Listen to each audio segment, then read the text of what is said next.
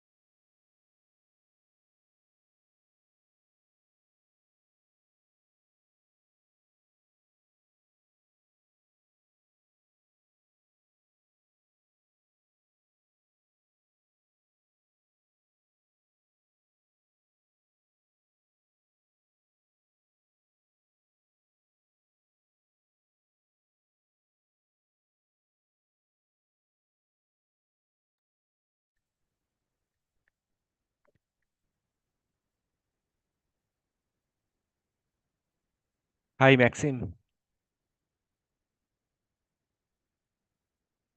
Can you hear me?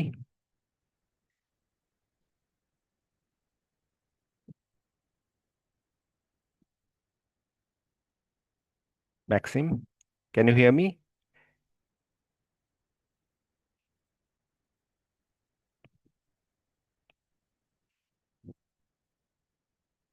But I can't hear you.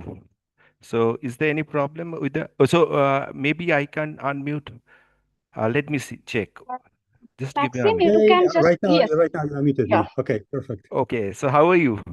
Fine, fine. Nice to meet you. Yeah, Fine. nice to see you after a long time. So, Yeah, it was like 5 years or maybe more. yeah, around 12. Oh, no, no, 14 years, maybe. Oh, time runs fast. I have different, maybe Jupiterian type of time. Okay, very nice, Okay. very nice. Yeah, thank you Yeah. very much for this invitation. It's really great, actually. So we are honored to have you today. Yeah, yeah, but it was great pleasure, actually. Yeah, it Yeah. was a great pleasure. I prepared especially provocative talk, and Yeah, that's what we needed today. I mean, there are lots of students here will be joining. So, I mean, you can adjust, keeping in mind that students are there. okay. Yeah, Okay, perfect, perfect, perfect, perfect. I'll yeah, try to explain as provocative as possible and as simple as possible, as usual. yeah. So you are in the same office, or you've changed? I'm in tour. Yes, I think I changed the office, but they're all the same basically. The biggest difficulty here is to kind of to keep this green board or blackboard because normally here we must have those, whiteboards with the pencils, but they are not useful. So I have my chalk and I just Yeah, kind of here. that's better. Yeah, always. Much better, like Yeah, old ancient times. exactly. I Yeah. mean, it's much more easier to write actually. I mean, Yes, yes, yes, yes, yes. Tamal, by the way, I am yeah, admitting right now participants. So you also admit, right? Because sometimes yeah. you probably gave me this right. Yes. So there are people also. I mean, they are taking care of it. I mean, so let us Okay. wait for a few minutes, and I mean, so we are supposed to start from 3:30, but let's see, people are joining. I mean, very fast now. Yeah, So yeah, sure, sure, sure, yeah, sure. No problem, no problem. Yeah. We have many things actually right now going on here. I must say that it's really kind of, to me, time is complicated. You ask people what you do, and in fact, it's difficult, to explain what you do. But there are many, many things at the same time. And I'm talking about science, not about just yeah. I administration. know. I understand. I understand. Yeah, yeah. We all have these things. Yes, I mean, a lot of things going around. I mean, yeah, I understand. So the thing is that I saw one paper of you with a guy from India. I think A. Chatterjee or something like. Oh, Uh, actually I have right now. I have the story is like that. I have also a group right now in Timișoara. That's in Romania, Romania, and yeah. yeah, we got one big grant from European Union, Mhm. and actually it will finish quite soon. But we established group there, so it's working very well. And I have many Indians there, like Pracheta Sinha, who Huh. is with whom we work Yeah, together. actually, I think Procheta was working I mean, the institute she was working before or got her PhD from where I also did my PhD, and also some uh, Nisa. A. Chatterjee or something like that. He's also from this part of India. I mean, I saw your collaborators' name, so I can identify them. I mean, they are from this part of this part of India. Yeah, yeah. And right now I get used to say like this, yes. Indian head nod. Yeah, Yeah, yeah. that is actually yes, right? I mean, so Yeah, people say like that. It's like it's a bit Pracheta, difficult. yeah, a retro. We have a retro. Right now I'm working with Olitro, yeah. Rajiv Singh. Also, actually, but he mainly working on hydrodynamics. So we're right now finishing with him paper, basically discussed today and so on. So just right now I'm in tour, but I'm visiting Timisoara quite often, and he got position right now in Genova in Italy. So and Aritro got position, I think, in Wrocław right now. Yes, in Wrocław, I think he's in Poland. So I'm right. Yeah. So we have right now we are kind of this And process. also you are having collaboration in China as well, right? So you visited China recently? Yes, yes, yes, yes.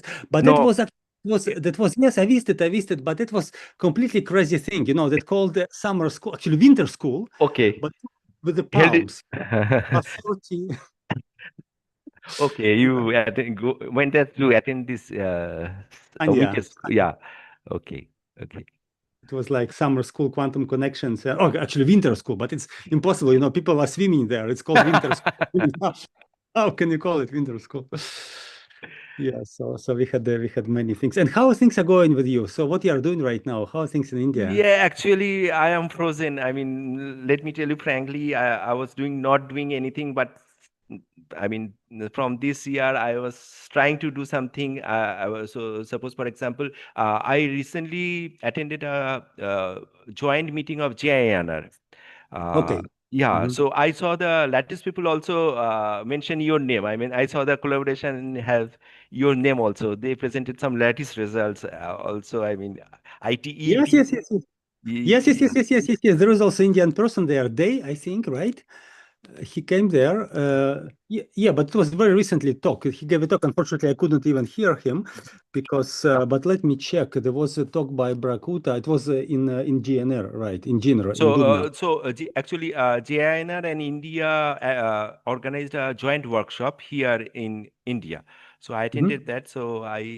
Yeah, so I presented a preliminary work on spiral transition rate and how to connect it with the mu5 chemical potential. Ah, Yeah, I- so let's see. I mean, whether I can. I mean, I was doing all of my own. So let me. I'm checking whether I can publish it in a paper form or not. Let's see. I mean, yeah. okay, okay, okay. But that's also nice. So it was Jayanta Day, as far as I remember. He's right now in Dubna, so in this Mm. GNR right now, and also, yeah. But we are. There was also a person who visited me here, Ashutosh Dash. He's from. Ashutosh Dash. Yeah. Okay. Yeah. But that's also, rotation about hydrodynamics, this kind of thing. So a little bit different. Yeah. But right now we're talking about okay, Bose-Einstein condensation. Exactly. So I Yeah. need So to. it's a Bose memorial lecture. So that we thought that it would be appropriate. Bose and Yeah, yeah, it should be much better. Yeah, yeah. I see, I see. Yeah, things are going on. Yeah, but there are many developments, and in fact, it's difficult, to catch everything. All right, right now, right now I got a habit, very crazy one. I use A3 papers. Oh. It's actually so nice, that is much better than anything else. Just Yeah. color it, and you see everything. Yeah. Very good. And do you hear me well, or just Yeah, the yeah. sound? I think it's okay. So, yeah, others can say all as well. I mean, this volume of the speaker is okay, I think, right? Yes, fine, fine, fine. Okay, okay. Shall we start now or shall we wait for another 1 or 2 minutes? Up to you. As Uh, people are coming, I Dr. have. Day, Dr. Mukherjee, Dr. Dhara. I'm really sorry to interrupt between the talking of two old colleagues, but if you agree, we can start actually. Up to you, Am I as you wish. okay? So, Dr. Mukherjee, Dr. Day, Dr. Dhara, shall we start? Yeah, sure, sure. Okay. Okay. So, respected Associate Dean. Okay, let me please. Just try to share my transparency first, just because I already see some. Right now, I have Keynote, and they change a little bit the setup, and right now I have a little, not a problem, but a little bit. Okay, let me just try to check it. Okay, So so I am starting for today's talk, and then we will go in the flow. Okay, it is okay with Maxim? yes, perfect, Timmy. Okay, Yes. okay. Thank you so much. Respected Associate Dean of the School of Basic and Applied Sciences, our distinguished speaker, Professor Maxim Chernudov, Dr. Papia Dhara, Dr. Tamal Kumar Mukherjee, the coordinator of this event, esteemed colleagues, dear students, research scholar, and all the participants present in this online meeting, a very good afternoon to everyone. On behalf of the Department of Physics, School of Basic and Applied Sciences, Adamas University, I, Dr. Purva Bhattacharya, am delighted to welcome you all to the 5th S.N. Bose Memorial Lecture 2026. May I request all participants to kindly settle down as we begin today's program and to keep their microphone muted during the session. We have gathered here today not only for a lecture, but to remember and reflect on the life and work of one of the most original minds in modern physics, Acharya Satyendra Bose. Now, physics, as we all know, has always progressed through individuals, who were willing to look beyond accepted ideas and ask deeper questions about nature. And Acharya Bose was such a physicist who believed deeply in the power of ideas. At a time when quantum theory was still taking shape, he introduced a radically new way of understanding particles that do not follow classical intuition. Through what we now call Bose-Einstein statistics, Bose offered a new perspectives on the behavior of nature at the quantum level. His work, communicated to Albert Einstein, did far more than describe particles. It revealed that particles could behave collectively, giving rise to entirely new states of matter. What makes Bose's contribution truly remarkable is that it was not confined to a single equation or a particular era. His ideas led to the prediction and discovery of Bose-Einstein condensation, and they continue to influence areas such as condensed matter physics, quantum field theory, and the physics of the vacuum. Even today, when we speak of quantum fields, symmetry breaking, or exotic states of matter, we are often following paths first opened by Bose's thinking. Beyond his research, he was a passionate teacher and an advocate for scientific education in India. His life reminds us that original ideas, when pursued with conviction, can influence science far beyond borders and generation. Although Acharya Bose was born on the 1st of January, his legacy is not limited to a single day. That's why we celebrate his contribution through this memorial lecture series by engaging with contemporary work that reflects the same depth, originality, and courage that defined his scientific life. In this sense, today's lecture is not only a tribute to Acharya Bose, but also a continuation of the questions he first encouraged us to ask. With this, I would like to invite Dr. Nomita Dev, Head of the Physics Department and Associate Dean, School of Basic and Applied Sciences at Damas University, to share a few words on this occasion. Ma'am, over to you. Thank you, Dr. Purva. Am I audible? Am I audible? Yes, ma'am, you are audible. Okay. Thank you very much, everyone. A very good afternoon. So I'm really happy to welcome you all to this 5th S.N. Bose Memorial Lecture 2026, organized by Department of Physics at Damas University.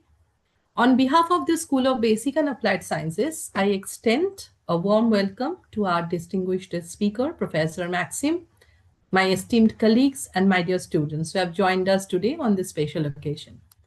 So this lecture is a tribute to the towering legacy, as Purva Madam told, of Acharya Satyendra Bose, whose pioneering contributions reshaped modern physics and whose ideas continue to influence fundamental research across the world. Remembering S.N. Bose, for us, it's not merely an homage, it's a reaffirmation to our commitment to curiosity-driven research, intellectual courage, and global collaboration.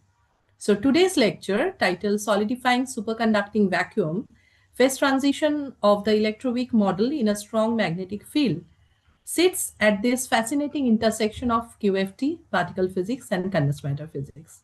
We are deeply honored to have with us Professor Maxim. Thank you, sir. Thank you for joining us in this endeavor. At our university, we particularly within this school, we believe that such memorial lectures play a crucial role in nurturing scientific temperament, inspiring students, and strengthening research culture. So I encourage all the participants to actively engage with the lecture, reflect on your ideas presented, and carry forward the spirit, the inquiry that S.N. Bose himself embodied throughout his life. With these words, I once again welcome you all and look forward really to a stimulating discussion. Thank you so much.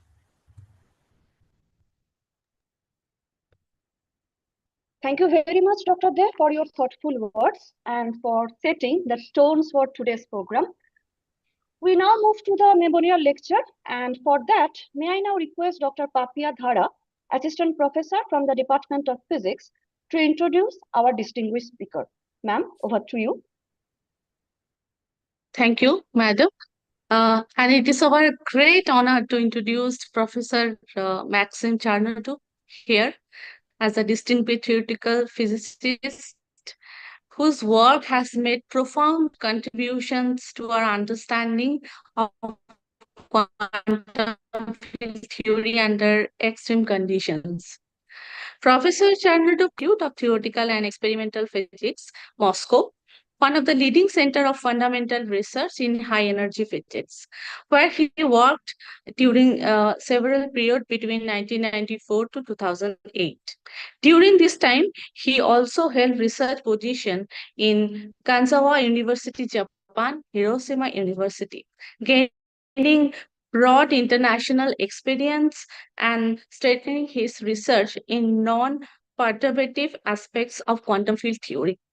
Since 2008, Professor Charnadov has held a permanent research position with French National Center for Scientific Research, which is CNRS, at the Institut des Portions, a research unit shared between University of Orleans and University of Tours in France.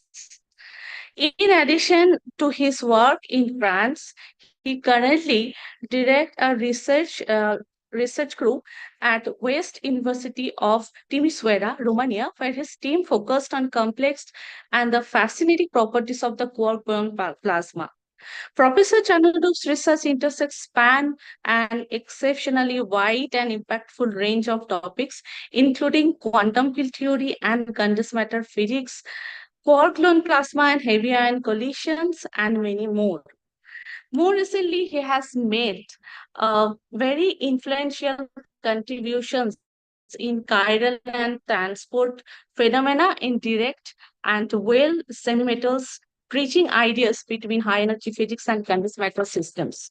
He is perhaps best known for his pioneering work in the vacuum superconductivity, which reveals that under extreme strong magnetic field, quantum vacuum itself can exhibit a superconducting properties, which is an idea which actually opened on directions of the fundamental physics. So we are deeply privileged to have you here, sir, and to share your insightful thought on the solidifying superconducting vacuum with us in this academical forum. So Professor Maxim, please over to you. Please start your talk. Thank you very much for this very deep and nice introduction. I'm very much honored to give this talk today. And as Tamal told me, I have to prepare a talk which is both honoring Professor Bose and also be understandable for students. So I made a little bit provocative talk, which is fully grounded, published. Some part is published, sometimes unpublished. But I would like to start here with some really provocative statement. And I will share my first transparency. By the way, I hope that is seen here. Do you see it? Yes, yes, sir. It is visible. Okay, so let me start with a very unclear title of my talk. So title is Solidifying Vacuum, Phase Structure of the electroweak model in a Strong Magnetic Field. This is kind of not actually unclear. Now I would like to clarify it. So I will be talking about solidifying and evaporating vortex solid, which is solid and liquid at the same time, which is made from nothing. Nothing here, here you can see. By the way, do you see my my pointer here? Yes, we can see. Okay, perfect, because sometimes it's not seen. So it will be from vacuum. So vacuum is the most nothing which you can remember, which you can actually suggest of nothings. It's just vacuum, nothing. All chemical potentials are zero. The only thing that I will need magnetic field. I will talk about this. So, and this nothing, so this particular state of, I wanted to say matter, but it's not matter. This particular state will be, at the same time, it will possess superconductivity and probably at the same time superfluidity. It may conduct sound, so like acoustic phonons. And to create this exotic system, we need just one very simple ingredient. That's just the magnetic field. So I would like to say that vacuum, as I said, is nothing of all available nothings. So it's even, we have no matter there. For superconductivity, we know that's dissipation less transport. So we have no heating, no Ohm resistance. Also, it's very nothing actually. On top of that, we can hear in the vacuum. Of course, it will be very special sound, but do you remember Star Wars, right? There are some ships in the vacuum and we hear some noise. It's actually, this noise is actually not impossible to conduct it in the vacuum. We know it was done just for artistic reasons. But in this case, in this particular state, we will get phonons. I will show that. And again, to do that, we need just electroweak model and strong magnetic field. That's all. And now I will start with the title, which is official title, which is boring title a little bit. So again, it's a defined vacuum, the phase structure of electroweak model and strong magnetic field. It is based on first principle results from lattice simulations. So it's basically that's the theory which has many unknown features. It's basically simulation. So it's something which is not analytical, which done in the computer. However, it's done from first principles. So we have all reasons to believe it because there are no approximations. It just results from the basic of the theory. And I will talk about the emergence of this superconducting very specific phase due to vacuum instability. And at the end of my talk, and this paper, most of the talk will be about published material, which is here, which has been published like 3 years ago. In fact, it's 2.5 years ago. And the interesting point, I probably correctly say 3 years ago, yes, because it took some while for us to get really strong results here. And the new material will be based on the paper which appeared in arXiv just last month, basically a few weeks ago. Okay, and may I ask you, Tamal, is it possible to remove from me the host preferences, because I am getting right now. Okay, yeah. So I'm removing you as host. Okay. Yeah, so I should be not a host, because otherwise it will always have this floating panel which appears from time to time. So just to remind you, if I remove you from the host, maybe your presentation would stop for a moment. Then I will allow you to present your slides. Okay. Just bear with me for a few seconds. Okay.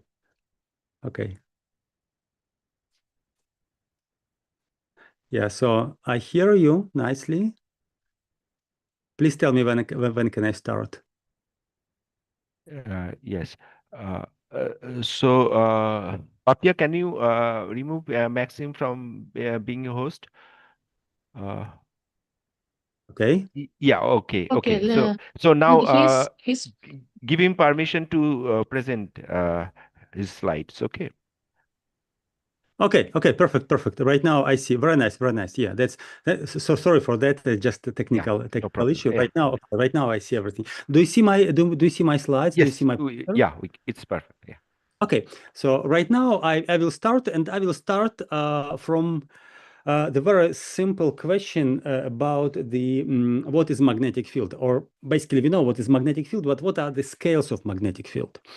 So for me, the basic units to describe magnetic field will be 1 Tesla. So right now people know that Tesla is a car, but it's not a car. It's also the unit, and also the person who invented this unit, who is honored by naming this particular unit of the strength of the magnetic field. A typical reference scale is 1 Tesla. So 1 Tesla you can find, for example, in a loudspeaker. If you have a loudspeaker and you would like to talk to people loudly, that's approximately, you have permanent magnet there inside of approximately 1 Tesla. Also, the scales of 1 or 2 Teslas, they appear in nuclear magnetic resonance imaging in laboratories. So actually in the hospitals and yes, in public hospitals, you can, if you do this NMR scanning, then you have been subjected to the field approximately 2 or 2.5 Teslas. That's typical our theoretical scales. And 1 Tesla is 10 to 4 Gauss, so 10,000 Gauss, and Gauss is a little bit less than Gauss. It's typical magnetic field of our planet Earth. However, I will not be talking about Earth science. I will be talking about something different. I will be talking about particle scales of magnetic field. So the next available scale up from 1 Tesla, it appears to be QED scale, the scale of quantum electrodynamics. And to get particular value of the magnetic field, it's quite easy. So you take typical mass which appears in the theory. In this case, it will be electron mass. Take it squared and divide it by electric charge. And then in CI units, you get approximate scale of magnetic field. In the QED scale, it's called a Schwinger limit or Schwinger scale, and this scale is 4 × 10⁹ Teslas. So this field, in fact, appears, and we already know that it exists. So it appears at the magnetar surfaces, for example. There are simulations, and there are some, I think, indirect observations of that. So magnetars are the highly spinning neutron stars, which collapsed. They just was some explosion, some supernova explosion, and then they collapsed, and then they created, they trapped a magnetic field that has been hosted by original star. And since this object is quite small, it's approximately of the size of 10 kilometers, or sorry, yeah, like that. So basically city size. So that object is quite small, so that means that it's but quite massive, so approximately of mass of the sun, a little bit bigger. So it collapses, it traps magnetic field, enhances it, and the typical scale of magnetic fields at the surface is at 10⁸ 10⁸ Teslas, so approximately Schwinger limit. And in that particular field, you can get very strange properties of the vacuum. For example, vacuum acquires so-called optical birefringence properties. It means that the velocity of the photon which travels through this medium, or basically to say through nothing, through vacuum, highly magnetized vacuum, it depends on the polarization of the photon. And therefore, you can get this kind of double images, like, for example, here it appears in the crystal of quartz. So the vacuum appear again those properties. Moreover, vacuum can act like magnetic lens, so it can distort, magnify, change direction of the light, and it works like a little bit like gravitational length, but of more compact and maybe stronger scale. And in the core of those magnetars, we expect that magnetic field will be higher at 10 to 14 Tesla. However, it's difficult to guess. So just our simulations and our theoretical models, they give that number. So it can be even higher. However, let's go further. So we stopped right now at QED. Let's go further. Next stop is QCD scale. So it's quantum chromodynamics. And in quantum chromodynamics, we have typical particles. They are protons or nucleons. They approximately of the mass of 1 gigaelectron volts. So I have not mentioned it, but electron has the mass 0.511 mega electron volt. Right now, we jump 3 orders of magnitudes higher, and a few orders of magnitude, 3 orders of magnitude higher in mass. But since the magnetic field depends as mass squared, so we get a much higher magnetic field, 10 to 16 Teslas. That's QCD scale of quantum chromodynamics. And such fields can exist, and we know that they can exist approximately of that scale. They exist in heavy ion collisions. So when you have 2 ultrarelativistic ions which are colliding with each other, like here, they smash each other, they go a little bit off center, and since those ions are totally stripped of electrons, so you have only positively charged particles, heavy particles that collide, they after collision they create quark-gluon plasma, or kind of very exotic matter, and in this matter magnetic fields appear, and those scales of those magnetic fields are approximately of the QCD scale, and their appearance can be actually understood quite well from the very simple reason, because you can consider those ions like currents, like momentarily currents, electrically positively charged currents, which when they move close to each other, they just create a circular current, and this circular current, electric current, it would immediately create a magnetic field according to Maxwell law. That's magnetic field, again, is of QCD scale 10 to 15, 10 to 16 Tesla. Unfortunately, these fields are short-lived, so they live only 1 yoctosecond, 10 to minus 24, seconds or 20 to 23 maximum. However, there are ideas how to measure those fields, and they can lead to very interesting phenomena, like Tamal said in the beginning. They could lead to some like chiral magnetic effects, some non-trivial transport phenomena. So they are quite non-trivial. And people right now at RIC in the United States try to measure in Brookhaven National Laboratory, try to see those interesting effects which can shed light on the topological properties of the vacuum. Unfortunately, I don't have right now 5 hours of talk. I have much shorter talk. Therefore, I cannot talk about this, but that's a very interesting subject.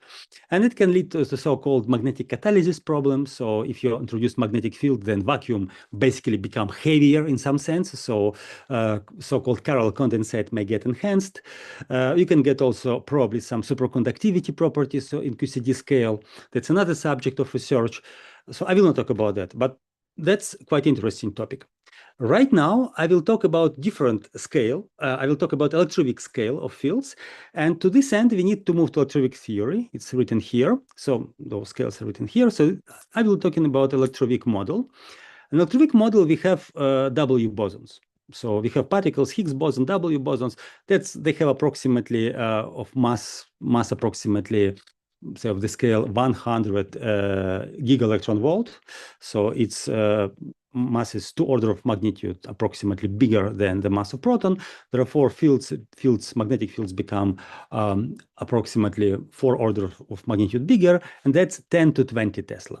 So 10 to 20 Tesla, it's quite big number. And you can ask whether we can find those fields and what they're useful for. So first of all, if you would like to say about something big, people would like to talk about early universe, because early universe has been hiding from us and many things can happen. Everything has been very small. At first, microseconds, or right now I probably talk about pictosecond time of the life of the universe. However, at that scale of time, temperature was also high, and therefore the effects which I will discuss will not be applicable there, because it's no more vacuum; it's just very hot plasma.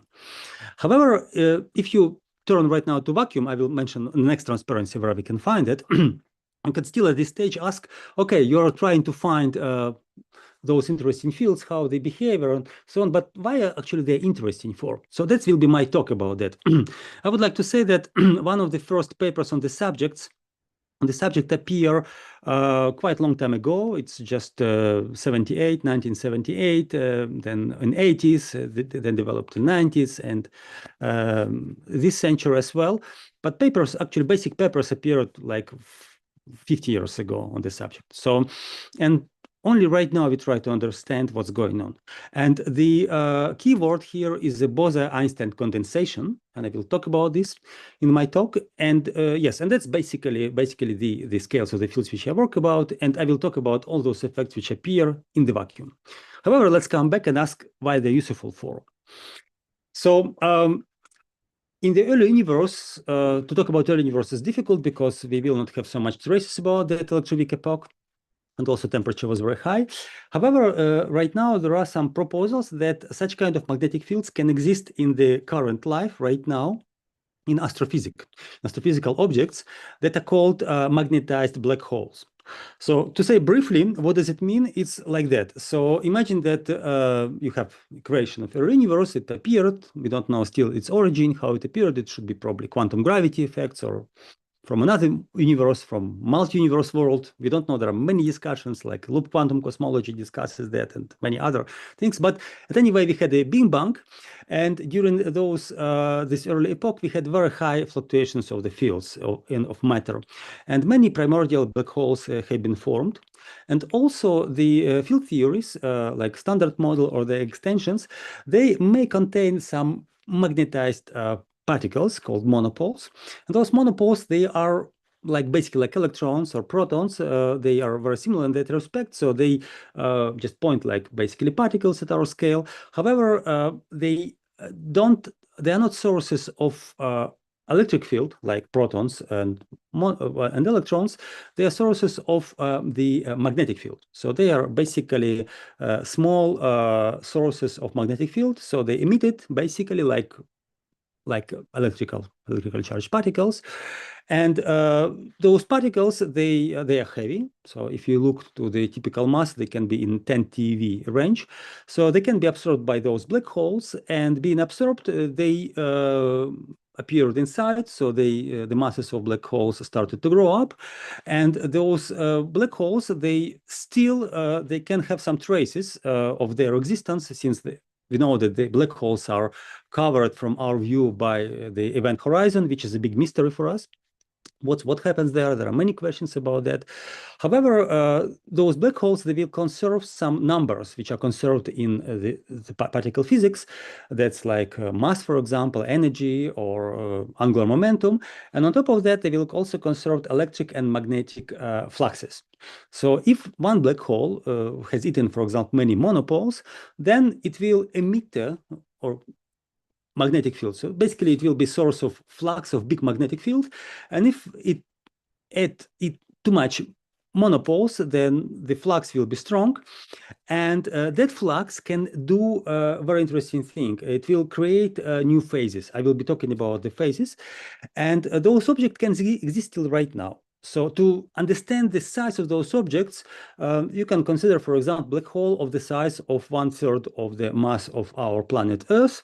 And this black hole will be of the size approximately 1 centimeter. And the effects I will be talking about is approximately 1 millimeter scale. So black hole will have some kind of particle atmosphere on top of that. And this atmosphere will be quite small, 1 millimeter at our scales.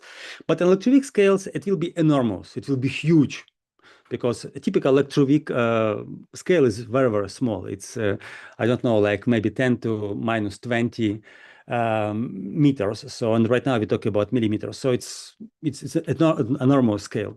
And there were some estimations that whether such black holes can exist. Here is the mass of black hole with respect to mass of the sun. Here is magnetic field, say it's in Tesla. And we see that such fields can exist at such small black holes. The smaller black hole, the smaller, the smaller size of the black hole, the bigger magnetic flux is at the surface. So magnetic flux density will become bigger because the surface of the event horizon is smaller. So those objects can exist, and right now we are talking about how to find them, because they're very exotic, and there are right now people who are working with simulations.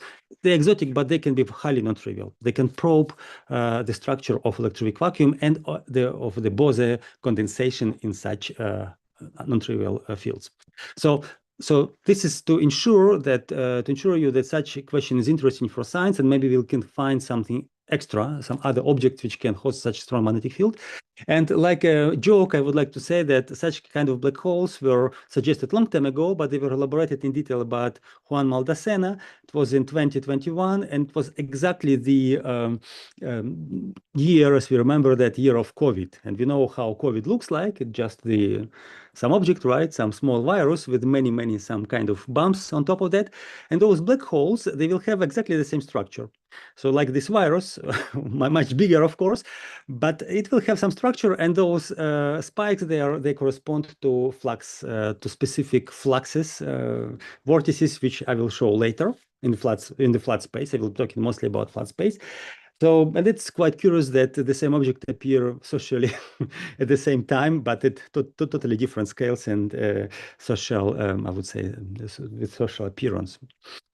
Okay, so let's go further. So we will be talking about change of vacuum structure and strong magnetic field. As I said, there are suggestions in QCD scale at much smaller fields, 10 to 16 Teslas, that you can get some kind of condensation, Bose-Einstein condensation through meson states. I will be talking about that. I don't have time to talk about this.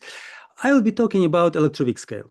And this electroweak model has been elaborated first in this particular context by scientists Ambjörn and Olesen, again, many years ago. And they solved this model at classical level. So they say magnetic field is high, so you can look the system as the classical field, so there are not so many quantum fluctuations. And the problem appeared to be quite easy, undisputable, because it's classical, it's basically tree-level approximation. And in fact, I would like to say it's not classical, not easy, it's not disputable. It's actually very much disputable. So our first principle simulations, they show that actually life becomes much more complicated than easy classical life. Also, classical life is also complicated. I will show you. Okay, so let's start with a very, very simple question, extremely simple question. Assume that we have a particle with spin 1. We consider right now a Bose particle, W boson in this particular case. So W boson is the massive particle which has some mass, approximately, I think, like 80 of the order of 80 GeV, gigaelectron volts. It has spin, it has charge, and since it is charged, it has spin, it also has magnetic moment. For this particular particle, we have a so-called geomagnetic ratio, which shows how magnetic moment is related to the intrinsic spin of the particle. It's equal to 2. It's important. And if you just take this particle and say, right now I put it in magnetic field, particle is free, so I just solve some kind of Landau problem. So I put the particle, I put magnetic field, and I would like to find Landau levels. I can solve it, and I get result. So result is here. It's very well known. So what it says? So this is energy squared, and it depends on quantum numbers. So first of all, you noted that there is the momentum. In this problem, since we break the rotational invariance up to, so as SO3 rotational invariance is broken up to SO2 invariance, so we can only rotate our system with respect to direction of magnetic field. Therefore, the conserved number in terms of momentum is just only momentum which is going along the magnetic field. So that will be this number. So that it's just momentum of the particle along magnetic field. Then you get another number which corresponds to a non-negative integer number. So it's 0, 1, 2, 3, and so on. That corresponds to radial degrees of freedom, so quantization of radial motion of the particle that basically labels Landau levels. And then you have also spin. Spin can take position like 1, 0, and -1, because this particle has spin 1. So there are projections on the direction of the magnetic field. So this SZ is +1, 0, or -1. And this combination of numbers is multiplied by E times B. E is electric charge and B is magnetic field. In fact, here I should take a modulus of the field, but for easiness of presentation, from time to time I will show that without this modulus. So it means that E times B is always positive. So we can always choose that by choosing the direction of our axis. And finally, M squared is just mass squared of the particle. So in strong magnetic field, this becomes very big. And in fact, you can ask how big it can become. Okay, let's look for lowest energy level. So for lowest energy level, you can take the velocity of the particle in your frame where you sit equal to 0. So momentum is equal to 0, pz equal to 0. Then you take the this non-negative integer number, which is radial number, equal to 0 as well. And for sz, you take +1. Because that will minimize energy. And then you will get that this number actually becomes negative, because this is 0, this is -2, and +1, it gives you -1. So by the way, this 1 appears from the 0-point fluctuations of the system. So it's quantum correction, which is here primary one. So you get here -1, and if you put all these formulas together, then we'll get that this combination will get the meaning of one-dimensional mass of the particles, because particle will move only along one direction. And the mass of the particle, if you plug here right now W boson mass, you'll get the W boson mass will depend on your magnetic field. It will be like that. So it will be mass in the magnetic field, it will be mass squared magnetic field, will be equal to mass squared of the particle without magnetic field minus E times B, absolute value of that. So you immediately see that when E times B become equal to mass W mass squared, your mass of the particle will become 0. And then, and it's, by the way, this field is again 10 to 20 Tesla. That's typical electroweak scale in this problem. And then you can ask the question, what's going on? What will happen if you a little bit increase magnetic field beyond that? Then you will see that mass will become imaginary. So it means that mass squared will become negative number, and that means that the system will become unstable. Imaginary masses cannot exist for a long time. They are either dissipative or basically exploding. System would experience runaway. And it means that my approximation of a free charged spin particle in magnetic field is not a good approximation. So there will be something extra. So there will be something extra, and this something extra is Bose-Einstein condensation of W bosons. That's interesting issue, and it means that the usual vacuum is no more correct description at high magnetic fields. Then you say, okay, vacuum is unstable, but what is the nature of that phase? So what should be about the fields? So I will show that actually there are two special fields here, critical fields, but let's talk about this first field. So it was suggested by Skala-Zup and Björn and Olesen in the end of 80s that we will experience some kind of Bose-Einstein condensation of W bosons in strong magnetic field.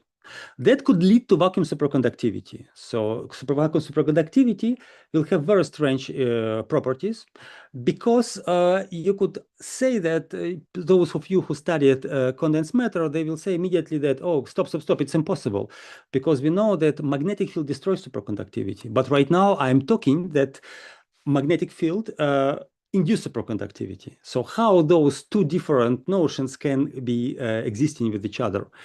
In fact, they do. Unfortunately, I don't have much time to describe in detail, but the reason is that the system would not possess real Meissner effect, because this superconductivity will be very special. So vacuum will become superconducting along the direction of magnetic field. Please remember that, let me come back, energy levels are such that you have only motion along the direction of magnetic field. It's similar to northern lights or aurora borealis, especially those days when we have those explosions on the sun. We have highly energetic charged particles coming to our atmosphere. Sometimes people even at South can see those quite strong aurora borealis, green or red lights in the skies at the night.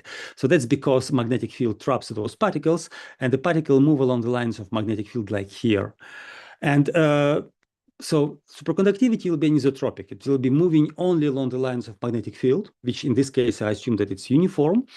And they wouldn't possess Meissner effect. That can be shown at the questions of motion. So magnetic field is not screened by superconductivity. On the contrary, it will induce superconductivity. And it's highly non-counterintuitive. And the resolution of that is Bose condensate. Just due to Bose, who invented this type of notion. And we see that right now in our simulations. So the aim of our work to discuss what happens with electroweak theory in magnetic field, and the most interesting phase will be this Bose phase. Okay, so since I'm talking here about this particular very honored lecture, so I will dismiss different statistics, which is Fermi-Dirac statistics, which is actually not important here. So they will a little bit modify numbers, but they are totally not important. At least we don't see how they can be important at all. So I will consider the model, which can be basically written in one line with some discussion. So a little bit kind of explanation. So this model is very simple. It's so-called Weinberg-Salem model, which consists only of bosons.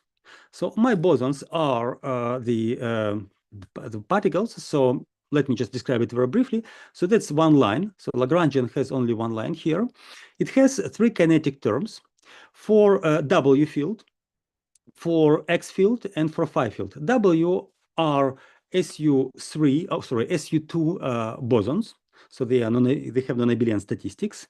That's basically like Young-Mills Lagrangian for the field W. So W fields has three color indices, 1, 2, 3, in a general representation. And also they have index mu, which says that they are vector particles. And these are W bosons. Then you have also X particle. People sometimes write Y. At some point, I will switch to Y, because at different stages, people use different languages. So it's either X or Y particle. This X or Y particle, it's U1 particle. So it's U1 boson, basically like a photon field, but it's not a photon. It's like photon field. And those two, they represent the interaction terms for vector fields.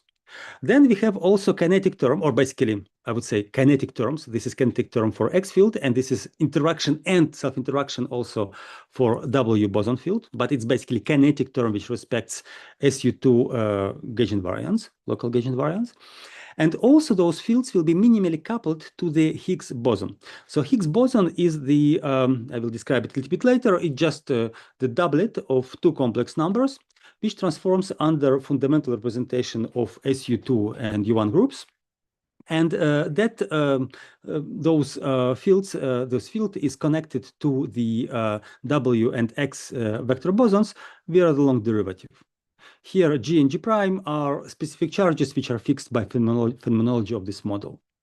And finally, which is also very important, that the Higgs field is subjected to potential, which is phenomenological, which contains two numbers here, lambda and V. So we just have very standard Mexican head type of potentials. So, and due to that potential, the Higgs field gets expectation value. So you can consider that in the vacuum, field phi has some non-trivial eigenvalue or some non-trivial expectation value. And this expectation value will actually define the mass spectrum and properties of all electroweak model and eventually of us, because we get masses, and our masses are also coming from here. Also, they come also from QCD, but I cannot time to talk about quantum thermodynamics. I would like to say that many particles get masses from this particular symmetry breaking term. So at the end of the day, when you just boil down and you look to this model, you look what are excitations this model in this broken phase, you will see that you will have just W bosons, which are charged with particles, these are massive bosons. Then you will have so-called neutron boson, Z boson, which is combination of this X and diagonal component of W of this field. Then you will get also one uncharged and light vector boson, which we know as photon. When we can see each other due to this particle. And we get the primary particle, which some journalists call God particle, which has been found just more or less recently at LHC at the Hadron Collider in Europe. It's Higgs particle, it's massive scalar. So that's a very simple spectrum of the model. That's all. And then we have this simple model, relatively simple model, and we apply external magnetic field to that model. So by model, I mean just vacuum. So we just consider only vacuum. We don't have particles. All particles which appear there, they are just quantum fluctuations. So they appear, disappear, appear, disappear. The vacuum is boiling. So there are no really chemical potentials, nothing real. So it's just only vacuum with quantum fluctuations. So the theory says that if we increase magnetic field in this model, then we'll get the following. We get ordinary vacuum up to some particular first critical value of the field, which is given by mass of W boson squared that I mentioned at previous transparency. Then you'll get superconducting vacuum or very strange vacuum with vortices and in homogeneous phase. It will be kind of vortex type of crystal or fluid or superfluid or superconductor at the same time. I will be talking about that. Then when you increase further the field, you'll hit another critical field, which is second field, which is driven by Higgs mass, which is mass of the Higgs squared divided by electric charge. And that field will be a little bit higher. And then this phase disappears, vortices will melt, I will show you, and we get some symmetry restored vacuum. So about that vacuum, there are many discussions right now. And I must admit that in our simulations, we cannot uncover exactly what is there. It's a very strange vacuum. It has been speculated first time ago, really it's 75, a long time ago by Nobel Prize winner Salam and Strass D. And also at the same time by Linde, who is a famous cosmologist. They try to understand what's going on in that phase, and it's still disputable. We don't know what's inside. So it's a really big question. What's going on there, but we should get some kind of symmetry restoration. It's in some sense similar to what we get at early universe, at first picosecond of our life, basically before universe cooled down sufficiently to come into normal phase. So this phase is a big mystery, but I will be talking about this one because it's much more interesting and also mysterious. So right now, let me jump a little bit further. So what I do, I just do the following thing. I do very simple. in explanation action, I will do the following. So I come a little bit back. I take this model, write equations of motion. They'll be quite complicated. I don't show them, but those of you who have a courage, you can just take pen and paper and write formulas. You can just get some equations of motion for this model, just using variation of the fields in the background of external magnetic field. And then you solve this model, and you will see that as you increase magnetic field, so here is magnetic field in terms of first critical value of magnetic field. As you increase it, at some point, at some critical magnetic field, your vacuum becomes really unstable, as I have shown in one of the transparencies before, just due to that imaginary mass which appears automatically in the system, and you will get Bose condensation. So this is expectation value of the Bose condensate averaged over all space in terms of mass of W boson. It's typical scale in C system. And you will see that the Bose condensation will start to rise. Here there are many values of Higgs field. It's just to show that Higgs field, actually mass of the Higgs field effect results, but only quantitatively. Qualitatively, everything becomes the same, and solid lines are here corresponds to real Higgs mass, which has been measured at LHC. So it's 125 giga-electron volts. So you'll see that there is kind of second order transition. So we have no jump, but we have some singularity here, and the Bose condensate start to rise. This is Bose condensate of W bosons. Then at the same time, you notice that the W boson does not like Higgs boson. So Higgs boson expectation value, as I said, we have expectation value, which is known already quite a long time ago. Since quite a long time ago, it starts to diminish. So basically, W boson does not like Higgs boson, and Higgs boson start to disappear as we increase magnetic field. Also, you can see that energy of the ground state will start to diminish. It says correctly that we really apply magnetic field, we really go to lower energy state, and that means that we are working with a true minimum. So it's true thermodynamic ground state of the system. It goes down. And also, you can check that, in fact, your system becomes superconducting. You can write so-called second London equation, and using equations of motion for the theory in magnetic field, you can see that those equations of motion can be condensed into so-called second London equation, which say that superconducting current of those W boson condensate becomes ballistic with respect to external electric field. It means that if I apply electric field, then the particle, the vacuum will generate electric current along this electric field, and this electric current will rise basically indefinitely. Up to corrections, which give in some nonlinearities. But once your field is small, you apply it, and then once you reach some critical current, which also exists in superconductivity, you will see that electric current will have no resistant terms. It will just be basically dissipationless. So not basically, but really, it will be dissipationless. It will just only accelerate, and that's all. Modulo some emissions electromagnetic waves, but otherwise it will just accelerate. Yeah. Yes, you are not audible. Yes, now it is okay, I guess. Yes. No, he's audible all through. Okay, thanks. Yeah, okay. So, sorry. Yes. Yeah, maybe there is some. So we will get superconductivity, and that can be proven from equations of motion. That was first time shown here in this paper 10 years ago, approximately. So we will get the condensate of W bosons. We get some modification of Higgs condensate, and we get some superconductivity. You can ask the question. Right now, we'll bit accelerate because I would like to set up the stage. So you will ask how the system would look like, and you can solve it analytically, and you will see something like that. So what is shown here is the following. I go to magnetic field, which is a little bit higher than critical magnetic field. So it's 1% higher than critical field. There I can solve equations of motion analytically in the expansion over just smallness of this extra magnetic field. And I will see that my W boson condensate will become very non-trivial. So this is the cross-section of my space, which is perpendicular to the direction of magnetic field. So magnetic field is along the third axis, x3, and this is x1 and x2 axis shown in terms of W boson masses. So it's quite very small. Very small distance. It's much, say, smaller, approximately I would say just 100 to 1,000 of the size of the proton, basically, very small size. And then you will see that your condensate will become inhomogeneous. So it will get, in fact, some kind of lattice structure, and it will correspond to hexagonal vortex structure, very similar to superconductivity.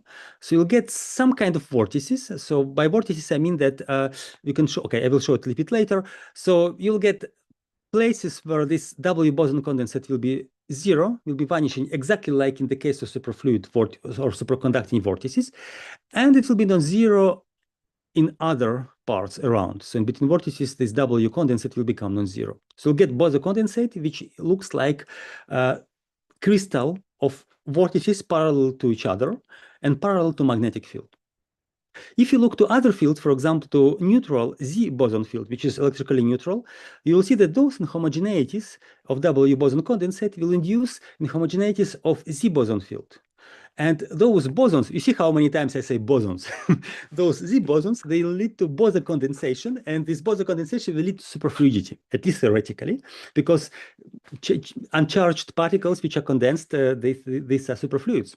And they will have very complicated structure because there are many points where this field will vanish. There are much more bigger number of vortices, and we'll have kind of tooth or teeth type of structure here. And then if you look more carefully to the Higgs field will also be very interesting. It will have also this kind of hexagonal structure, and Higgs field will try to disappear or become smaller at the regions where there is W condensate, because as I said, W condensate doesn't like Higgs field, and it will start to kind of develop bigger at the core of vortices where W condensate is zero. And here you see the effect are actually quite small. This is a red line corresponds to the value of the Higgs field without any magnetic field. So you see that it just starts a little bit to decrease it, but not drastically. Okay, so we see that actually theory becomes quite non-trivial. And please remember that we started from this very simple Lagrangian in magnetic field, in homogeneous magnetic field. The only thing I require that it should be static and it should be directed along one direction, and that's all. And everything else, theory selects itself, and the ground state becomes very complicated. And then if you look, right now only flash transparency, if I look to the same cross-section from outside, and you map the positions of all vortices, you will see that superconducting vortices in both the W field condensate, they will be this kind of formed like hexagonal structure, like this. So here colors correspond to the phase of both the condensate, of the W condensate. So it has some jumps because we have 2 pi jumps. They're unphysical, they depend on the gauge, but they must be there. So there is this beautiful structure of the phases. And the phase actually rotates. If one looks exactly around, one can see that it changes by 2 pi around each vortex. And then there will be a bigger number of smaller vortices, which correspond to the Z boson condensate. They correspond to superfluid vortices. They will form more complicated structure, also reminding us something about hexagonal lattice, but it will be much more complicated. And the phases of the W boson, of Z boson field of the condensate, of this neutral condensate, will have this kind of structure. So all particles or all vortices and anti-vortices in the Z condensate will be connected together by this line, which we call sometimes Dirac line or Dirac sheet in this case. And one of the vortices will sit, superfluid vortex will sit always on top of superconducting vortex. So the picture, I would like to say, becomes very non-trivial, even with this very simple model in which we ignore fermions at all. And I'm talking only about classical level, not including quantum fluctuations.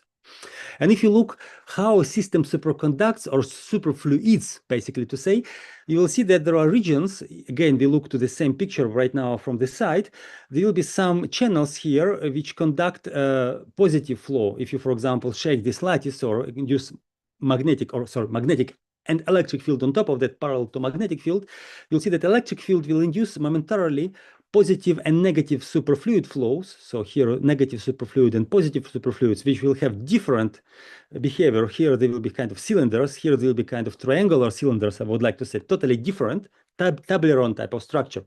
So, and they will flow along those channels. And moreover, there will be also positive supercurrent direction, which will be here in these complicated also regions which flow around the positions of the vortices. So the system becomes very complicated even the classical level. So it's really something incredible that such simple theory with simple basically conditions can lead to such complicated non-trivial structure. So we have superconductivity, we have superfluidity, we have vortices, okay, fine. And then the question is, how can I look to this beautiful structure. How can I see that?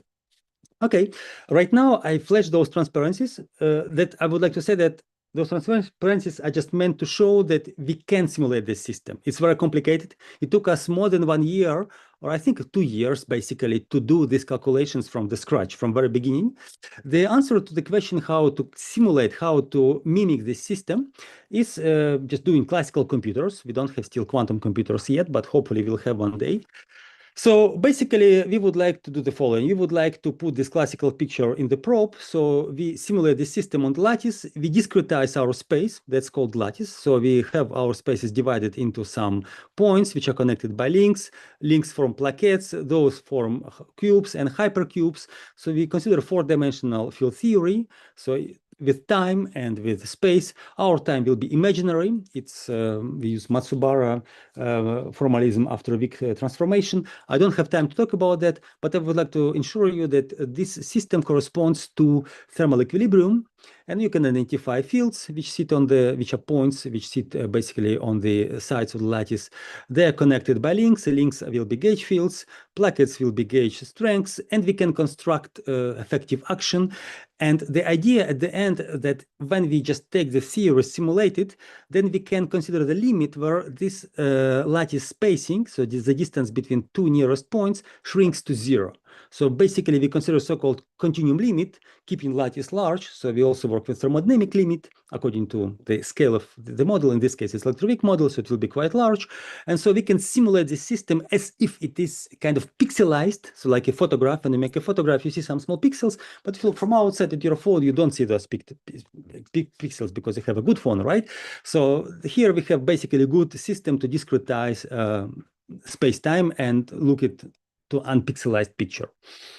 So then the action, which I have shown you, action in continuum, this action will be on lattice will be a little bit uglier, a little bit more complicated. Instead of integrals, you will have here some sums over points, links, and so on. You have gauge sector with two different types of field, SU2 and U1. So this is W field, this is X field or Y field. People also denote this like that. Then we'll have Higgs potential, which also looks more or less familiar. This sum corresponds to integral over space. And here we'll have some interaction. This part corresponds basically to the long derivative on the lattice.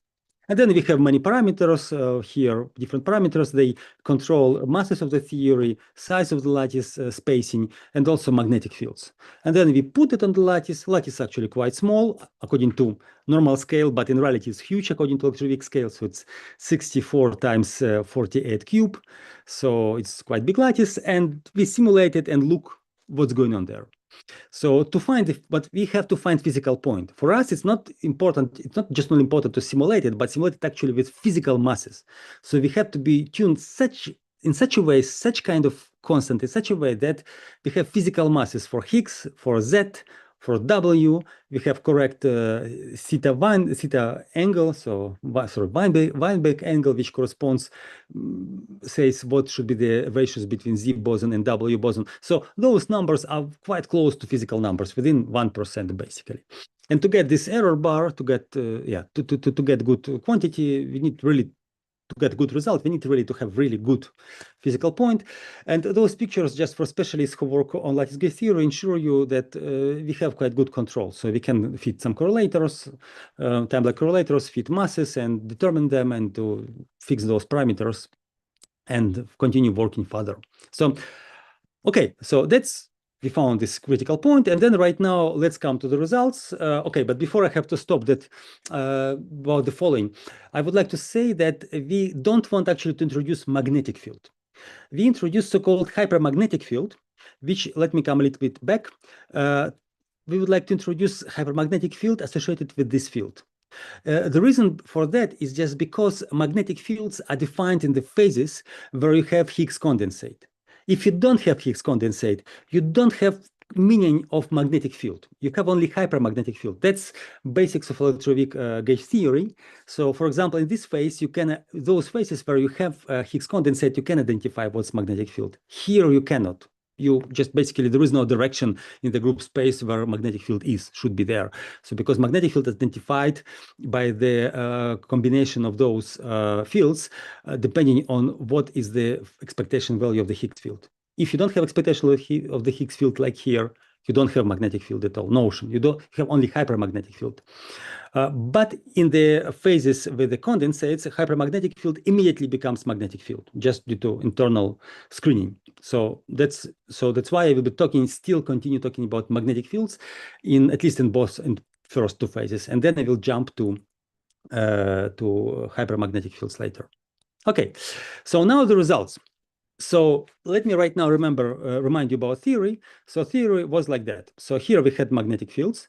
Here we have ordinary vacuum where we live. So just ordinary vacuum, Higgs expectation value, nothing special. Then we have both the condensation of W bosons and Z bosons in this kind of spaghetti type of vacuum with the parallel vortices around. I will show you movies how they look like. And then we go further, and we should have some kind of restored phase. But I said this phase is highly controversial. So our idea has been to find those transitions and to see whether this phase exists and whether this phase exists.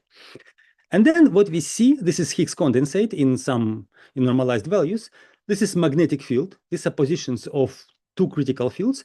And we really see that indeed, if we increase magnetic field, Higgs stays untouched. And then once we crossed the first magnetic field, critical magnetic field, Higgs condensate, as I have shown before, started to get inhibited by the W condensation. So Higgs field goes down.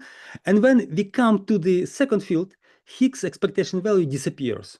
So in some sense, we get the restored vacuum, like in early universe. Also, it's different vacuum, but it's restored vacuum. It's totally new phase here.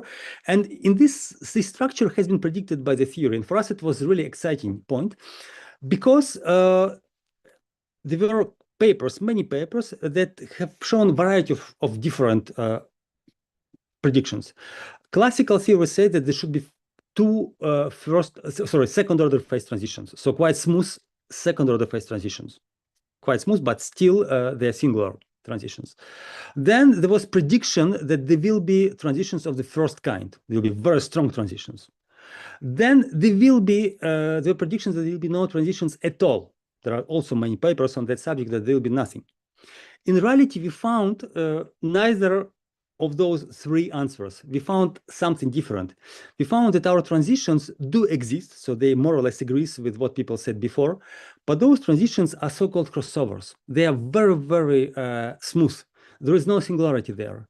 If you look to what is called susceptibility, in this case it's susceptibility, susceptibilities, they measure how fluctuations of fields are big or small. So at the transition points where, for example, when you have evaporating water, you will get, at this point, you'll get kind of transitions between one phase to another phase. You'll get a little bit of drops here, a little bit bigger drops, smaller drops, vapors, and so on. So it will be big fluctuations, and fluctuations usually diverge when you have the transition. Here we see the transitions of the Higgs, they are barely visible. So they just a little bit increase, they become high, and then disappear. So we don't have any peaks. Normally for phase transitions, we will have here some peaks. We have nothing like that. So we have extremely smooth crossovers. So we don't agree with any theory. So but I would like to say that our model is basic model. So it's basic, it's first principle model. So it's kind of benchmark. So theory does not work here. But we do find three phases here. So we're okay and not okay with the theory. And let me say that it was first result in this area. So we were really surprised by that. But then you can ask the question, okay, but how phase look like here? And we get something like that. So this is magnetic field. These are two transitions. By the way, I have to say the following, that second transition is exactly like in theory, up to 1%, 0.99 with some error bar, exactly like theory predicted. The first transition is a little bit smaller. It's a bit weaker fields, like we have 30% lower field that predicted by the theory, but that's okay because phase is not trivial, so it exists. So we get this first transition, second transition. This line, please don't look at it. It's just normalized action. It shows that we work with gauge invariant quantities, so everything here is good. This is important. This is Higgs condensate, which I have shown you before. And here we have three phases. And these are intrinsic plots. These are cross sections of the fluxes of Z fluxes, or you can look to many different quantities that show you that fluctuations in this normal phase, which is usual phase where we live, and this strange phase at high magnetic fields are basically random. So we see just noise. These are fluctuations of the field perpendicular to the direction of magnetic field. But in the middle, you will see something like vortices, which are formed like chains. You see, like right now we look to perpendicular direction of the field, so it's just plane which is perpendicular to the field. So these are vortices which are going along the field, but you see they looks like points. They look like points, they appear here, then they become denser, denser, denser, and then they finally disappear here. So they kind of melt. And magnetic field melt those points, which are vortices, and we don't see any lattice. We see like some kind of fluid, which is not actually crystal lattice, which I have shown you before, like here, right? Like here, it was crystal lattice from the point of view of classical field theory. But in quantum field theory, where we really simulate the theory, we see this kind of points which are vortices, which are not forming exact lattice. They form like a fluid, I would say. And you ask me, what is fluid? I mean, is it fluid really? So here I will show you some movie. So here is a bar corresponds to the value of magnetic field. This is our familiar picture of the Higgs field. So we will increase this bar and we move through the first phase, which is our normal phase, broken symmetry phase. Then we go to this superconducting phase, and then we come to the restored phase. Again, we come to this phase which is restored at high magnetic field. So we will cross two transitions. And these are simulations. We interpolate different simulations at different fields to show you the picture. So first of all, when we are at low field phase, we see just basically quantum fluctuations, nothing special. So fields fluctuate and just evolve, nothing special. When we move to the superfluid phase, we will see that vortices start to form, and they become denser, dense, but they are moving. They look like a solid in some sense, like because they don't actually escape some crystal point basically here. So they move around some specific points, all those vortices, but still it's not a solid. It's like something fluctuating. And when we come closer to the second transition, this fluid melts. So it's not temperature that melts the fluid, it's magnetic field which melts the fluid. And then if you come further, we'll just get exactly the same vacuum which is fluctuating without any Higgs field at all. And then you can ask me what's going on with those vortices. I'm a little bit accelerating, but we had some delay at the beginning, so that's why I expect that I can move a little bit further here. So if you look to the theory and experiment, because our first principle simulation is like experiment because it's first principle. First principle result, also theoretical, but first principle, so it's numerical simulation. We can compare here theory with simulations with respect to different quantities. For example, here I consider W condensate, so just superconducting condensate, superfluid Bose condensate, Higgs condensate, and magnetic fields. So variation in the magnetic field, how big is it, how small it is. So, and this is superconducting condensate. And these are lines here, they correspond, you see this kind of, these two vortices are the same, just to guide the eye. So we have red and green, just to show you that are the same parts of the space-time. So these are perpendicular directions with respect to the magnetic field. So we see here a nice hexagonal structure in W condensate. Nice. And here vortex inside the vortices, the W condensate vanishes. So blue correspond to lower value, and orange, reddish values correspond to the high values. So here condensate vanishes. At the same time, you will see much more complicated structure in Z condensate, in Z boson condensate, which, yeah, as I said, it will be much more complicated. There are many vortices around. Okay, fine. Then you'll get Higgs condensate. Higgs condensate, as I already said, they just diminish in the center of vortices. Okay, sorry, they increase in the center of vortices because W condensate try to diminish Higgs. So Higgs kind of gets suppressed in the center of vortices, but it thrives with life outside of it, as we know before. What is strange, which is actually very unusual for those of you who work with condensed matter, is here. We see that magnetic field in the center of vortices is suppressed. So this is center of vortex, and it enhanced outside of the center or outside of the vortices. That's exactly opposite to what's going on with usual superconductivity. So it's very unusual. So magnetic fields are stronger where the condensate is and weaker where the condensate is absent. And that's very unusual. That's totally opposite to what people know from superconductivity and what they see in experiments. So it's very exotic matter. And when you look to simulations, you will see exactly the same features. The only thing that they are distorted by quantum fluctuations, which appear to be very strong. Here you can compare, you will see here, yes, you have here the two vortices in W condensate. In the Bose Z condensate, you will see that here we have some more complicated structure, finer one, like that. Higgs condensate is also suppressed inside of vortices. Okay, it thrives inside the vortices, I'm sorry. It thrives inside the vortices and gets suppressed outside, because outside the W field is non-zero. So it's also in agreement with the theory up to fluctuations. And also magnetic fields are suppressed inside vortices, and they are enhanced outside vortices where W condensate is stronger. So we do really see superconductivity, this kind of unusual type of superconductivity, very exotic one, but we see that the theory up to fluctuations, it works.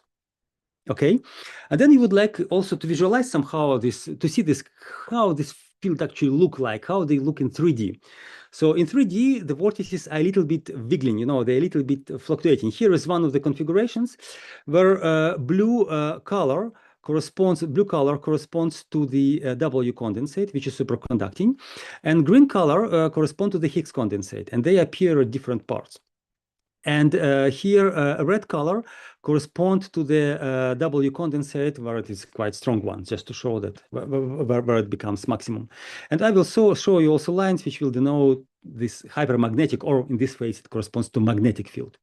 So, and I will rotate this picture, and I will remove one of the condensates one by one, just to show you how it looks like. So you see that the Higgs condensate form kind of lines. Here, kind of vortex-like structure as well. And the W condensate, if you remove Higgs right now, also form kind of, not vortex, but it goes around the vortices, because as I said, Higgs field is living inside the vortices around. And magnetic fields you have just seen, they are also appear in the system, and they appear close to the vortex, inside the vortex, outside the vortex surfaces. So they are really, they really prefer to live with the magnetic field, prefers to live with the vortex, outside of the vortex with the W condensate. So that's a quite interesting picture. So we see really that the vacuum become kind of parallel spaghetti, which are a little bit non-straight, right? So they don't form hexagonal lattice, and also they a little bit vibrate, like they're a little bit wiggling. So this vacuum is quite non-trivial. These are magnetic fields here. Yeah. So then let's move further. So what we see right now, we see that instead of this regular structure of vortices, which are parallel hexagonal lattice, we see something like that. We see the vortices a little bit wiggling around, so they're kind of fluctuating around, and they are not actually intertwining. So when we saw in our configurations, our movies, you see that each vortex fluctuates in its cell. It does not go to other cell. It's just because intertwining vortices is energetically costly, so they don't prefer to change positions. So they are parallel to each other from eternity to eternity, basically. So these are forbidden, but they are fluctuating. And then we can ask the question, okay, but if those particles, in this case vortices, are fluctuating, they maybe can transfer some kind of phonons, because we know that if you have a crystal, the crystal should be able to transfer phonons, right? We can hear sound. Right now I'm talking, and the gas we have in this fluid, we have some dissipative, but still we have a sound. So here there should be also some kind of sound modes. And still, if you ask me what kind of vortex system we have here, I could not answer you right now at this point, because it's definitely not a crystal, that's we see, but it could be kind of disordered crystal. So it could be highly disordered solid, or it could be liquid, not probably gas, but it could be liquid, some kind of liquid, vortex liquid parallel to each other, which has superconductivity and possibly superfluidity. So we don't know exactly. It's difficult to discuss with our data, but it's definitely something which vibrates, and definitely something which is not ordered, but still regular. So it looks like still like a liquid, which can transfer some phonons. So the question is that whether we have sound in the vacuum. Remember about Star Wars, here we have different picture, of course, it's magnetic field. But do we have phonons? Can we hear in the vacuum? So right now, let me come back very quickly to remind you the energy spectrum here. So that's exactly the same picture which I have shown before, with a little bit of maybe change, more suitable here. So right now, again, we have here the energy spectrum, so it's energy squared. We have mass here of the particle, which is in this case will be different particles here. I will have Higgs, I will have W bosons. Here is radial numbers from 0 to infinity. These are geomagnetic ratios, which will be equal to 2 for us. So it will be 2 for W bosons, and it will be 0 for Higgs. Basically, spin of Higgs is 0, so that's why for Higgs field this part is absent. This is magnetic field, always positive, and this is momentum along the axis B. So if you look to the spectrum, let me flash this transparency very quickly. If you just try to decode the spectrum of those excitations for W bosons, right now we're talking about free particles, of course, because we can get intuition from free particles here. You will see that the lowest modes will be approximately like this, or not approximately exactly like that, but there will be many, many, many different modes. So lowest of them will be like that. So they will correspond. So, okay, so lowest modes I will mention here, but energies of them will be like that. So you take the projection of your spin on the axis of magnetic field, you will get positive projection, zero projection, and negative projection. So +1, 0, and -1. And depending on those +0, -1, you will have different energy spectra. Then these parts of energy spectra can correspond to the masses of the particle. We can associate them with those one-dimensional particles which move along the direction of the magnetic field. And lowest masses, depending on polarization, so you can decode here and write polarization tensors, like in the Peskin-Schroeder book, for example. You can see that there will be one mode which will be unusual, which will be tachyonic. As I said, that drives Bose-Einstein condensation of W bosons. And second two modes will become heavy. They will get EB term here, so they'll become heavier and heavier. Remember that EB is always bigger than 0 in our conventions. And those who are higher even, so those which, for example, have spin either in opposite direction or have larger radial indices, they will have even super heavy modes. And there will be more modes like with 5 EB, 7 EB, and so on. So there will be many more heavier modes. And the heavier the particle, the less role it plays. So we don't need it. We don't need those modes, but still we would like to check them, whether they appear in the vacuum and whether we see this mode as well. So what we did, we calculated mass spectrum, and we expect, let me just flash this transparency, we expect that for the W bosons, we get something like this. So mass will go down with magnetic field. And for Higgs bosons, if you take this formula and substitute here z equal to 0, we will see that masses as a function of magnetic field or hypermagnetic field, for us the same in the Higgs phase, they will be should be just increasing, because this formula is very generic both for scalars and for vectors and actually for Dirac particles. So putting value of the Higgs field, putting value of the spin 0 for the Higgs field, we will see that masses will always increase for the Higgs field. And okay, since we talk about restored vacuum, we will have to a little bit modify this formula, but believe me, it just to shift this value of the field from this point to that one, because we'll be talking about this particle excitation in the symmetry restored mass. Okay, so Higgs particle will also feel hypermagnetic field, despite it's not charged, but it will have hypercharge. And then these are numerical results.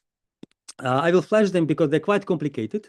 But what I would like to say that most predictions which were given in the literature, analytical predictions, they don't work here. And there are surprises. For example, people, when they were talking about the Higgs mass, this is Higgs mass, this is red one, they said, some of them say that Higgs mass must vanish here. It doesn't vanish, in fact. So condensate looks like vanishing, or looks like small, I would like to say. Okay, vanishing basically, yeah, just getting smaller, but it's just going to basically to 0. But the Higgs mass doesn't vanish at all. It's a big surprise. So condensate vanishes, but Higgs mass doesn't vanish. And the reason is just because we have hypermagnetic field here. It's right on 0. It's still very large. It's 1/3 of the original Higgs mass at 0 magnetic field, which we measure at LHC. Moreover, neither of those transitions, they have any singularity here, a special singularity in the Higgs field. It just drops here a little bit, but it's not a singularity at all. So Higgs field has very strange mass behavior. And what is interesting that W boson field, this is mass of the W boson field, for the spin projection along magnetic field, that's exactly the one which should vanish, it at least it goes to zero. So it almost zero. Here it is a little bit non-zero, but it's maybe because of our lattice approach, because we are not really working at continuum limit. We are close to it, but not really working. But this mass approximately is 10 GeV, which at electroweak scale, it basically zero, at 10% of the original mass of the particle. So we call it kind of quasi-zero mode. But I would say that I believe that at continuum limit, incorrectly limited, becomes zero. And other polarizations, they're not interesting. So they just become, they're not vanishing. And here we show some fits, for example, by some functions which are taken from previous transparency, saying that our intuition work very well. So we understand what's going on with the fields. So this field is vanishing approximately like is predicted by the theory, modulo quantum corrections. But the question is that what is that here? And I would like to say that the vanishing of that field corresponds to the sound mode. Let me just show here exactly how this field looks like. So this again, the W boson mass. So this is now I changed color. So this is this brown mass this brown line correspond to the mass of the W boson field. So it goes down. It like almost vanishes here at the first critical field. As I said, here there is some different. This is zooming of that part, so it's not vanishing exactly, but it's almost vanishing. So it looks like it will become kind of quasi-Goldstone mode. The question is that if you see something which is vanishing or almost vanishing, the question is what is that? So there should be some reason for that, to have some zero or nearly zero mass particle. And in this particular system, you can say that, okay, you have some system, you have some condensates here. So what could be? System is magnetized. So you can imagine that it should be some kind of Goldstone boson which appears in magnetized system. But first of all, you say that, okay, we work with magnetic field. So there are some photons here. So photons in principle should be massless, but that's not photon, because photon in that sense, you need to have some breaking of the symmetry. You need to have Goldstone boson, because this Goldstone boson is it's related to W boson, so it's related to charged particle. Photon is not charged, and that's the point. Moreover, you need to have spontaneous symmetry breaking. If you have, like in superconductor, if you have spontaneous symmetry breaking, then you can have some kind of, in this case, will be partial Meissner effect, not complete as I said before, but it will be some kind of partial magnetic Meissner effect where photons become kind of massless, not all of them, but some polarizations become. So that's not what we want. We want to have massless particle. So that should not be photon. First of all, its charge is different. Here we have charged particles which have masses. And second thing is just if photons can transmit interaction between W bosons, then this photon is massive. Okay, then you can say system is magnetic. So what we have in magnetic systems? In magnetic systems, we have actually spin type of excitations, which people call magnons because they exist in magnets. And if you have a magnet like, say, iron, where you have spontaneous symmetry breaking and you have domains of ferromagnetic domains, those ferromagnetic domains can host vibrations of spins. And those vibrations of spins, they correspond to kind of phonons, but in spins. They correspond to spin waves. And people call them magnons. So there's some magnetic waves propagating, magnetic sounds propagating inside the inside the spontaneously broken system of spins, which are ferromagnetic domains. However, here we don't have spontaneous breaking of the symmetry. We have explicit symmetry breaking. We have, as I said, you remember, we have the condensates of W bosons, which are with the spins parallel to magnetic field. And the spins which are parallel to magnetic field, they are parallel to magnetic field because of the presence of magnetic field. It's not spontaneous symmetry broken phase where you find the direction of the field, direction of your spin spontaneously. Just doesn't matter which direction, just choose spontaneously, that's all. It's not spontaneous, it's explicit symmetry breaking. Therefore, we don't have magnon here. We don't have spontaneous breaking of the spin symmetry here at all. So the only answer here which we find is a phonon. First of all, we see those vortices, we see crystals, and we see that those crystals, they are vibrating, as I have shown to you. So they vibrate from our one Monte Carlo configuration to another Monte Carlo configuration, but in the vacuum, they should also vibrate because we see the kind of soup of those vortices, which is not exactly the static vortex picture. So they vibrate and vibrate quite strongly. So we believe that here, what we find, or come here to this phase, we have vortex fluid, which hosts also sound modes, acoustic sound modes, which are gapless. So they have very small or zero mass. So I'm coming to conclusions. And I believe that I'm almost in time, maybe a little bit, maybe a little bit delayed with more detailed explanations. So first, we found the structure of zero temperature electroweak theory, phase structure of the theory in magnetic field. We used first principle lattice simulations that are basically benchmark. So we cannot go deeper. So that's basically experiment. And we found many surprises. We found that the theory, predictions of the theory, they basically don't work about the type of the transitions. So people assume that transition should be second order, smooth transitions, more or less, kind of people call it also continuous phase transitions, or rough transitions like basically boiling water, first order phase transitions. Also, there was this prediction. There are some groups which say that there should be no transitions at all. So we dismissed all those groups. We said that there are transitions, and those transitions are very, very smooth crossovers, like it's water, but at high pressure, for example. And those transitions, they correspond to three different phases. We have ordinary vacuum as predicted. We have superconducting vortex type of fluid, and this fluid or liquid, it's not has not been predicted at all. It's the idea was to find, let me repeat, to find some kind of hexagonal lattice structure of vortices classically. And the classical theory has been, again, it has been kind of basic theory because it's classical. Its quantum fluctuations are usually very small, so they don't destroy classical picture. They only give some small corrections. Here we found everything opposite. So we do find some kind of classical picture, but quantum fluctuations are very strong, and they boil this water, basically, this water of vortices. They make it moving like fluid. And those motions, as we found, it's associated with phonons. So we do have sound propagation. We don't know exactly in which direction they propagate, honestly. We know that it can be perpendicular modes, perpendicular to the lattice, or along the modes, we don't know. That requires more calculations, but we believe that we find some sound in the vacuum. So let me repeat that we found Bose-Einstein condensation in nothing, only with a simple thing, with just a magnet, with magnetic field.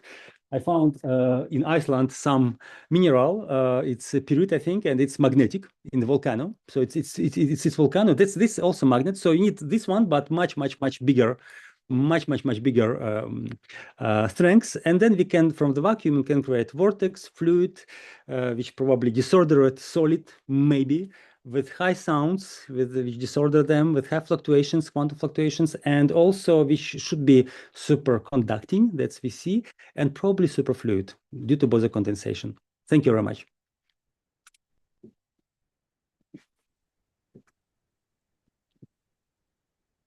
Thank you, Maxim. So maybe one or two quick questions. Papia, yes? Let me Yes, check. sir. Please. Yeah, let me check whether we have any. There are questions, but I think we should take one or two questions relevant to our topic here discussed here. What are the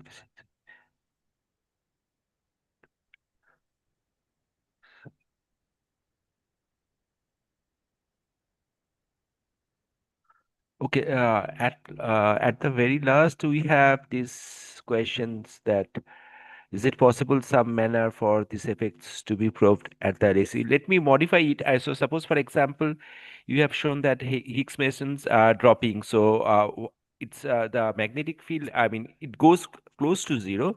So the magnetic field is of the order of 10 to the power 20, right? So it is not possible to probe at LHCs. No way, Yes, no way. yes. We have 5 orders magnitude lower, and Yeah. it's So yeah. only the cosmological scenarios, if we can find some indirect signature or something like that. Maybe like that, yeah. Or maybe some black holes, magnetized black holes. Yeah. Magnetized black hole. Yeah. So other than that, I can't see any. I mean, there are questions, but mostly they are general questions in nature. So if the participants want to ask some questions, they can raise their hand. We can unmute them and ask the question. So anyone? So okay. Yeah, so there is a questions. Are these simulations done via quantum interfaces that are currently available in the classical computing? Some Oh, no. Oh, that's only classical, yeah, classical. lattice, usual lattice gauge theory. Logical theory, because right now quantum only appears in 1+1 dimensions. We only can do 1+1 dimensions, and that's all. It's even tensor networks are not available at this scale. These are classical usual fluctuation or usual simulations. Yeah. And does the boson get disoriented when without magnetic and electromagnetic field? I No, don't no, no, know. no. Yeah.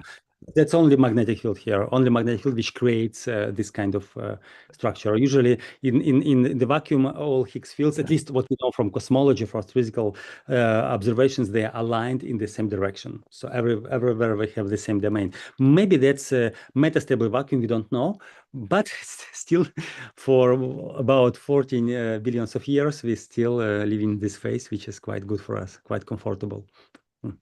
Okay, so maybe I can ask you one question, maybe naive one, but so suppose, for example, when you were simulating this W and Z boson condensate and Higgs condensate, do you take inhomogeneous boundary conditions or put in the condition explicitly that they will vary from space to space so that this vortices can be formed?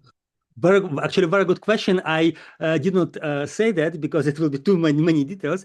So for the lattice, we took periodic boundary conditions in all directions. They correspond to Bose fields. So they're periodic in the sense that lattice has no boundary because we will have other boundary effects. And we ensure that our lattice is big enough that the phase structure of the vacuum does not affect by the fact that space is compact. So at least it is not affected by within some percent. That's one thing. And another interesting point that we really, what we did, we inserted magnetic field, modifying boundary conditions for hyper gauge fields. So all fields are periodic except for hyper gauge field. And basically what we did, we just introduced the external flux. So an external flux can be introduced with so-called twisted boundary conditions. And it can be introduced, for example, at some subspace of the lattice, and then the field theory redistributes it as it wants. So, for example, in low low magnetic field phase, it will be uniform at the end. So, when we do Monte Carlo simulations and come to the thermodynamic ground state, but in those phases which I have shown, the magnetic field like this, you see, it will form. This is this alliance. If it's seen here, I hope that it's seen.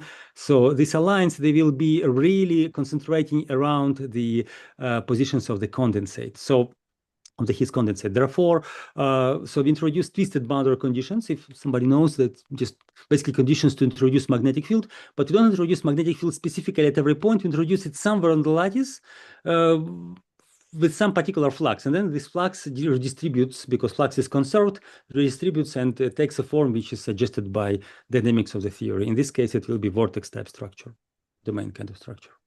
Yeah. That is very interesting. So, and another thing is that I didn't understand clearly. So, suppose, for example, the symmetry restored process. I mean, beyond the critical point to be, this point, at this phase, the Higgs field condensate should have zero value, right? Yes, exactly. So, is this connected to this Higgs?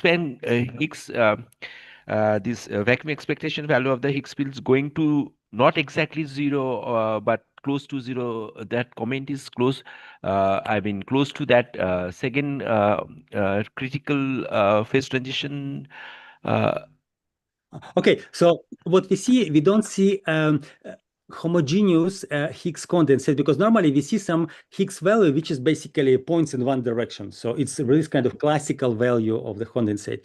Here we see some big fluctuations of the Higgs field, and in that sense it's disoriented Higgs condensate. So it goes not Higgs, but basically fluctuations are disoriented, and their size is quite small. So we don't know whether one can call it condensate. Probably not. But are big fluctuations, so we cannot call it condensate. But as I said, this structure is of this simple structure, like looks like simple, it's miraculous. There are many people, like as I said, like Salam, who said one word. Then there was opposite point of view of Linde.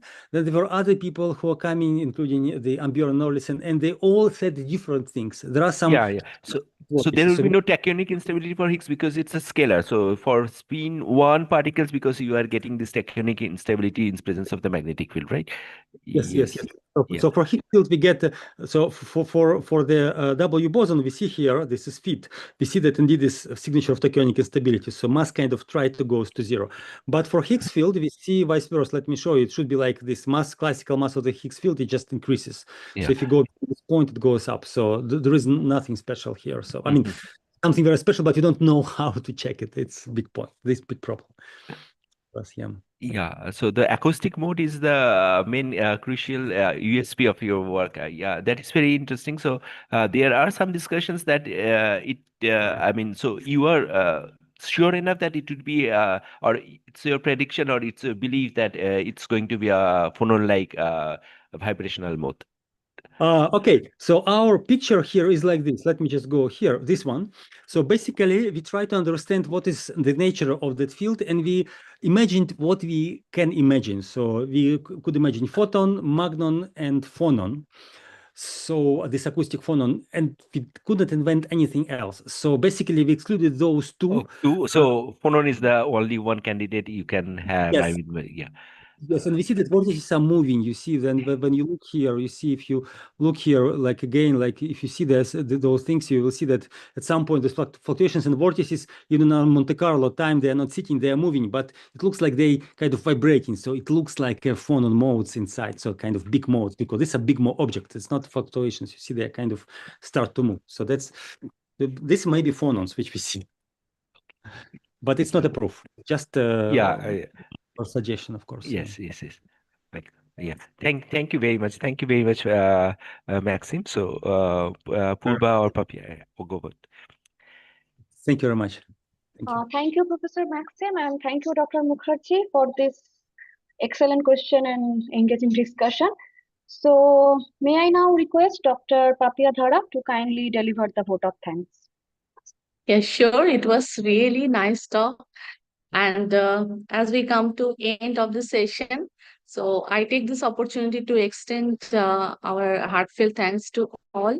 Especially, first, we sincerely grateful to our distinguished speaker, Professor Maxim Charnodube, for his insightful and enriching talk, which really added a great value to us.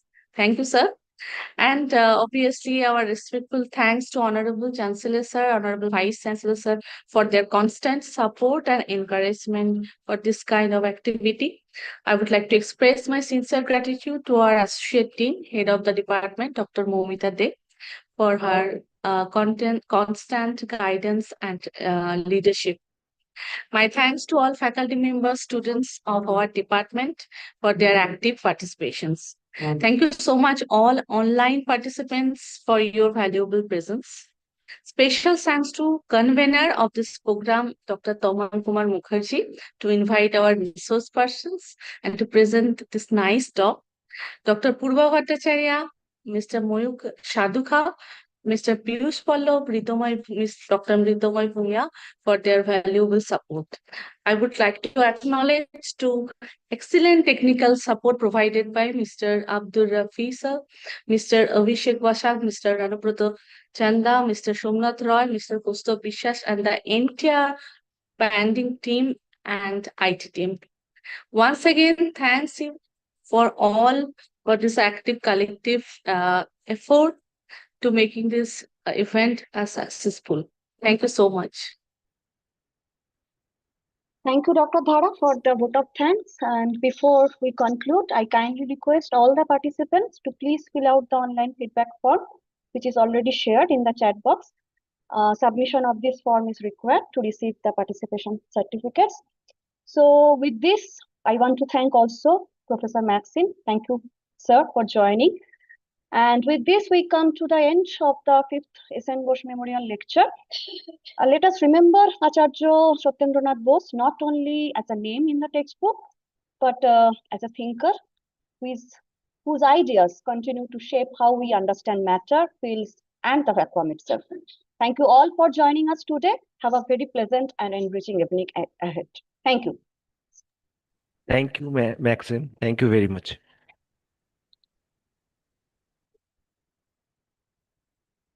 Bye.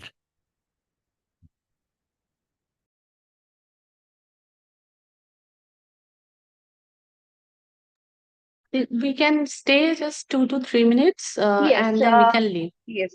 Please wait for some minutes I think, for the certificates. yeah. Mr. Moishaduka, I think you can stop the live session at this moment.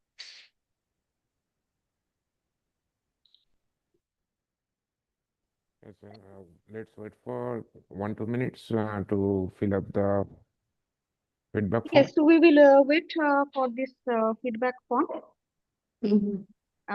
But we please can kindly stop the join. live session. Yeah, you Yes. can stop the live session. Stop the live session.